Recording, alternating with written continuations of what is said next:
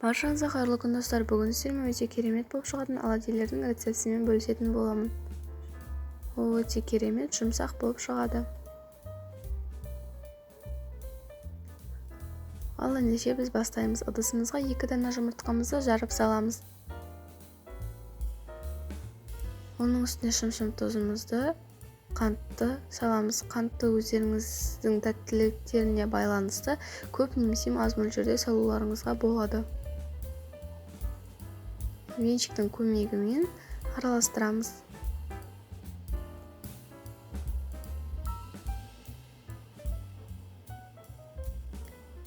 Бөлме температурасындағы 1 стакан айранымызды қосамыз.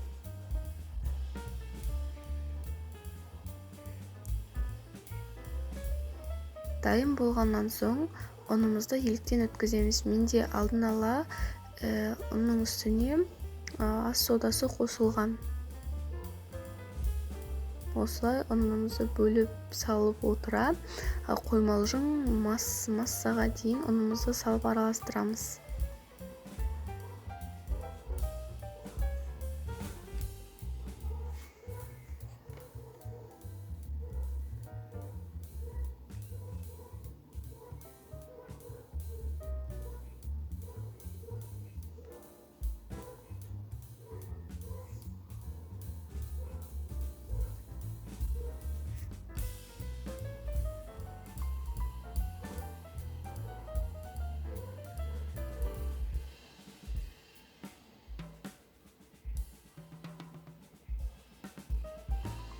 Біздің қамырымыз осындай консистенцияда болуы тиіс. Енді табамыздың астын қосып, табамыздың үстіне май жағып, бағанағы дайын болған қамырларымызды осылай дөңгелек етіп құйып шығамыз.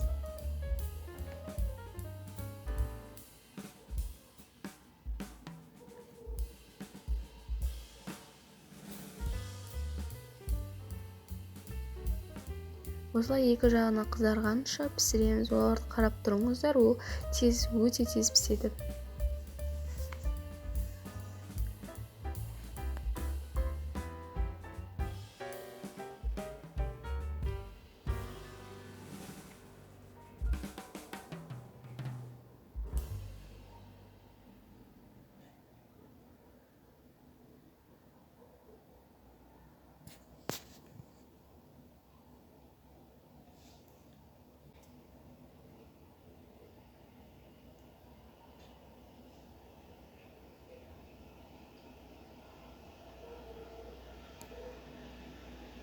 Өте керемет болып шықты. Сіздер де жасап көріңіздер. Бәріңізге ас болсын.